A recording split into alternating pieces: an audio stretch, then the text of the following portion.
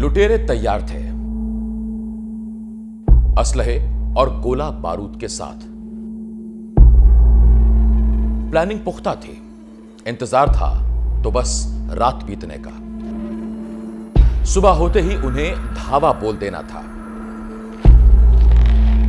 सुबह हुई और लुटेरों ने धावा बोल दिया। यह देश ही नहीं, शायद दुनिया की पहली ऐसी डकैती थी जिसमें रुपया, पैसा, सोना चांदी या हीरे जवाहरात नहीं, बल्कि एक देश के जिस्म से उसकी जान को लूटा गया था। क्योंकि अब से लगभग 67 साल पहले यह हमला भारत के लोकतंत्र पर हुआ था। वो साल था 1957 और जगह थी बिहार के बेगूसराय के रचियाही गांव का एक पोलिंग बूथ। खंडहर में तब्दील रचियाही का ये वही पोलिंग बूथ है जहां गणतंत्र भारत के इतिहास की पहली बूथ कैप्चरिंग की घटना दर्ज हुई थी। बूथ कैप्चरिंग मतलब धन बल की ताकत से जन बल को शिकस्त देकर लोकतांत्रिक विचारों को लूट लेना।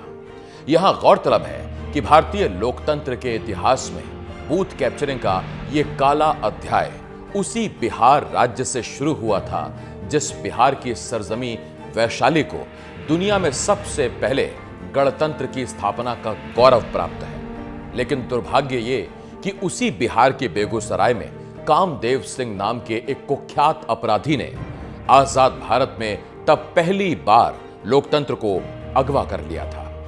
कामदेव सिंह ने कम्युनिस्ट पार्टी के खिलाफ कांग्रेसी उम्मीदवार सरयुग राय के समर्थन में बूथ लूट की इस घटना को अंजाम देकर चुनाव आयोग ही नहीं बल्कि दुनिया के सबसे बड़े गणतंत्र भारत के सामने भविष्य में आने वाली एक गंभीर चुनौती का बीज बो दिया था। 1957 में 24 फरवरी से 9 जून के बीच हुआ वो देश का दूसरा आम चुनाव था जो आजाद हिंदुस्तान के इतिहास की पहली बूथ कैप्चरिंग की चिंगारी के साथ संपन्न हुआ था। इस तारीख और इस साल से पहले हिंदुस्तान में न कभी बूथ कैप्चरिंग हुई थी और न ही आम हिंदुस्तानियों ने यह शब्द कभी सुना था, क्योंकि इससे पहले साल 1951 और 52 में आजादी के बाद भारत में पहली बार जब आम चुनाव हुए थे तब दुनिया की निगाह भारत पर थी। दुनिया यह देखना चाहती थी कि सैकड़ों साल की गुलामी के बाद गरीब, गुरबा, पिछड़ा, मजहब, संप्रदाय और जाति के चक्रव्यूह में फंसा अशिक्षित भारत अपने लोकतंत्र की हिफाजत कर भी पाता है या नहीं। लेकिन बेहद शांतिपूर्ण और शानदार तरीके से देश में चुनाव कराकर भारत ने पूरी दुनिया को चौंका दिया था। राजनीतिक धरातल पर भारत में गणतंत्र की स्थापना की इस पहली कामयाबी को अगर वैश्विक राजनीति के नजरिए से देखा जाए तो दुनिया के राजनीतिक इतिहास का यह वो दौर था जब चीन में कम्युनिस्ट पार्टी के नेता माओ त्से तुंग की आंधी थी। माओ कहता था कि राजनीतिक सत्ता बंदूक की नली से निकलती है और एक चिंगारी सारे जंगल में आग लगा देती है। मगर उसी कालखंड में भारत ने निष्पक्ष और शांतिपूर्ण चुनावों के जरिए महात्मा गांधी के मूल्यों को सहजते हुए माओ त्से तुंग के उस विचार को झूठा साबित कर दिया था।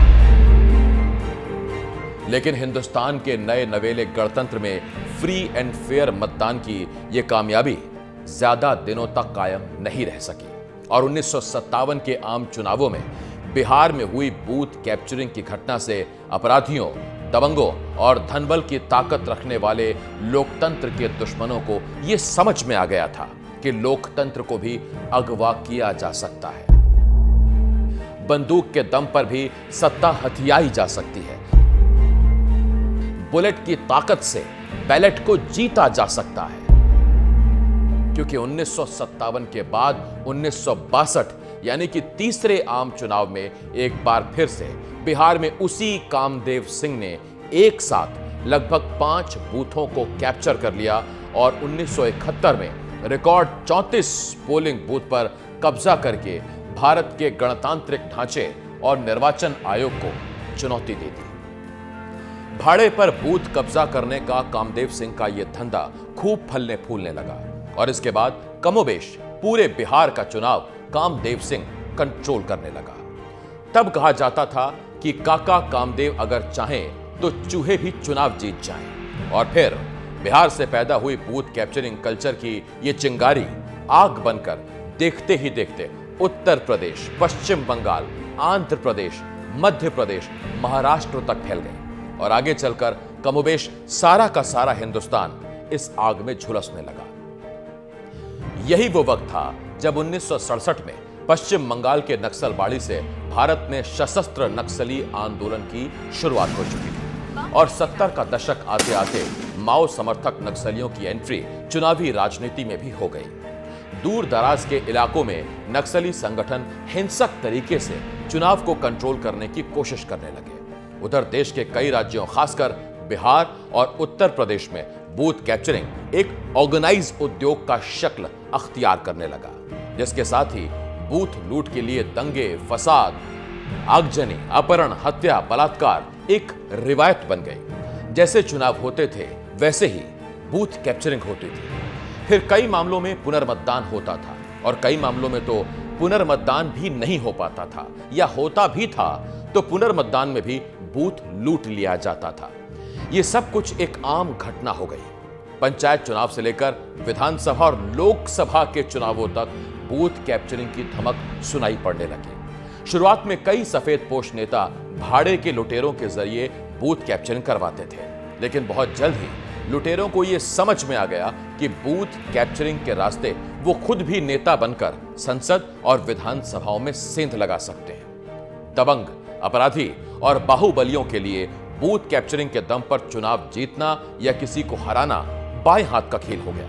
इसीलिए राजनीतिक दल भी ऐसे लोगों को बड़ी तादाद में टिकट देने लगे, जिसका परिणाम यह हुआ कि एक तरफ जहां जनहित में समर्पित साफ सुथरी छवि के लोग चुनावी राजनीति से दूर होते चले गए, वहीं दूसरी तरफ बड़ी तादाद में हिस्ट्री शीटर, अपराधी संसद और विधानसभाओं में कथित तौर पर चुनकर जाने लगे और यहीं से ऑर्गेनाइज तरीके से राजनीति का अपराधीकरण और अपराधियों के राजनीतिकरण का एक लंबा अंतहीन सिलसिला शुरू हो गया। हमसे भी मोटे मजबूत लोग आए, चुनाव बढ़िया होगा और आप निश्चित रहे, चुनाव लड़ना हर तरह जानते हैं। कई भाषा हम लोग को आती है, जो भाषा समझ में आती है वो बोलते हैं। टारगेट पे हम लोग काम करेंगे, यदि वहाँ गोली चलाना पड़ेगा तो हम लोग गोली चलाएंगे। मुख्य मुद्दा मुन्ना शुक्ला, मुख्य मुद्दा लालगंज, लालगंज का शान, लालगंज का आन, लालगंज का बान, लालगंज का लाल, मुन्ना शुक्ला, जिस पर दंगा फैलाने का आरोप है, जो लाश गिरवाते हैं, जो लूटते हैं गरीबों के,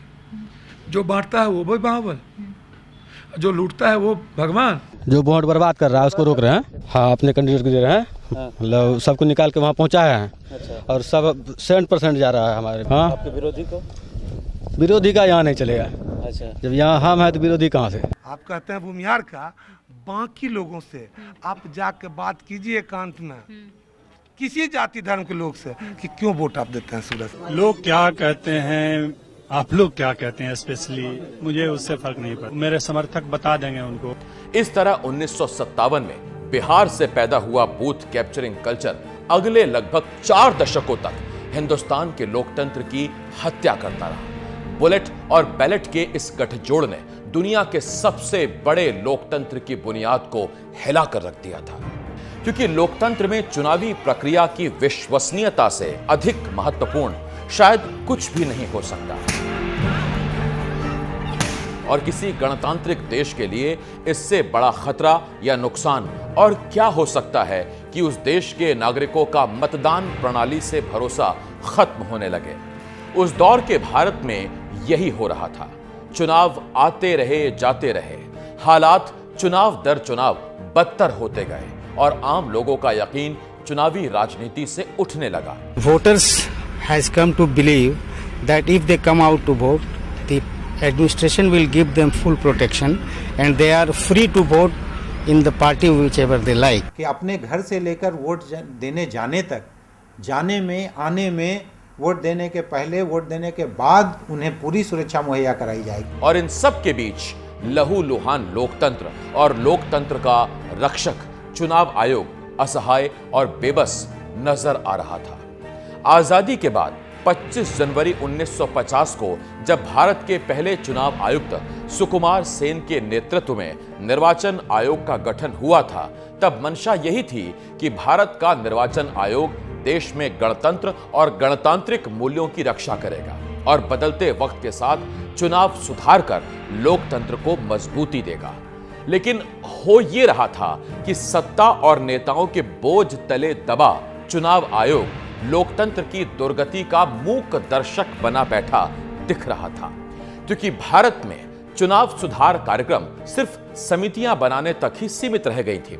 इस दौर में भी कई समितियां बनी, जिनमें तारकुंडे समिति, दिनेश गोस्वामी समिति, इंद्रजीत गुप्त समिति तथा के संथानम समिति प्रमुख हैं। सरकारें आती थीं, जाती थीं, समितियां बनती थीं, लेकिन इन समितियों की सिफारिशें धरातल पर कम ही उतर पाती थीं और चुनाव आयोग चाहकर भी इस दिशा में कुछ खास नहीं कर पा रहा था, क्योंकि छोटे मोटे फैसलों के लिए भी उसे नेता, सत्ता और कानून मंत्रालय से स्वीकृति की दरकार होती थी। इसके अलावा आयोग की लाचारी के पीछे जो सबसे बड़ी वजह थी वो ये थी कि चुनाव सुधारों को लेकर जैसी स्वतंत्रता, अधिकार और संसाधन निर्वाचन आयोग को मिलना चाहिए थे वो नहीं थे, क्योंकि सत्ता में आते जाते नेताओं में इस गंभीर समस्या के समाधान को लेकर ना कोई प्रतिबद्धता थी और ना ही इच्छा शक्ति।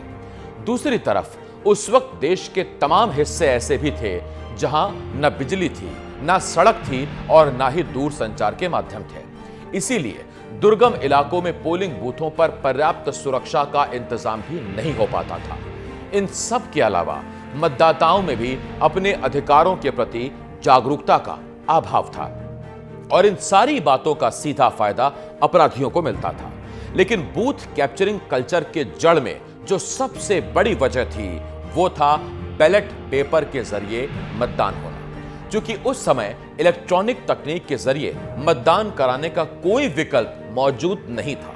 इसीलिए बैलेट पेपर ही पहला और आखिरी विकल्प था और बैलेट पेपर ही लुटेरों को भ्रष्टाचार की पूरी सहूलियत देता था। बैलेट पेपर से चुनावों के दौर में हर प्रत्याशी के लिए पोलिंग बूथ में अलग अलग बैलेट बॉक्स रखा जाता था। इन बक्सों पर प्रत्याशी का सिंबल छपा होता था। मतदाताओं को बैलेट पेपर अपनी पसंद के प्रत्याशी के बैलेट बॉक्स में डालना होता था। दरअसल बैलेट पेपर पर ठप्पा लगाकर बैलेट को बक्से में डाल देने की यह प्रक्रिया ही पोलिंग बूथों पर भ्रष्टाचार की सबसे बड़ी वजह बन गया था, क्योंकि माफिया महज कुछ ही मिनटों में हजारों फर्जी वोटिंग कर देते थे। कई मामलों में अपराधी नकली बैलेट पेपर खुद ही प्रिंट करके मतदान पेटी में डाल देते थे। कई बार असली मतदाताओं के आने के पहले ही बैलेट बॉक्स को फर्जी बैलेट से भर दिया जाता था। हद तो तब हो जाती थी जब अपराधी मतदाताओं के बीच जाकर ये ऐलान कर देते थे कि मतदान के लिए आने की जरूरत नहीं है, आपका वोट हम दे देंगे। एक तरीका यह भी था कि मतपेटी में स्याही या पानी डाल दिया जाए या बैलेट पेपर ही लूट लिया जाए और इस अंधेर गर्दी का सबसे ज्यादा शिकार महिलाएं, पिछड़े, दलित, वंचित और कमजोर वर्ग के मतदाता होते थे। दहशत की वजह से ये लोग वोट देने ही नहीं जाते थे और अगर जाते भी थे तो उनका वोट पहले ही पड़ चुका होता था। पार कर दीजिए और सब छापा मेरे लीजिए। वो हमें मारकर भगा रहे हैं और वोट नहीं डालने दे रहे। हमें वोट नहीं देने दे रहे हैं और कह रहे हैं कि चले जाओ। और इन सारे मामलों में दबंग नेता और अपराधी या तो मतदान कर्मचारियों से मिलीभगत कर लेते थे या उन्हें पैसे के दम पर खरीद लिया जाता था या फिर बंदूक और दबंगई से डरा धमकाकर बूथ कैप्चर किया जाता था। इन सब के अलावा चुनाव के बाद बैलेट पेपर की गिनती करना भी एक बहुत पेचीदा काम था।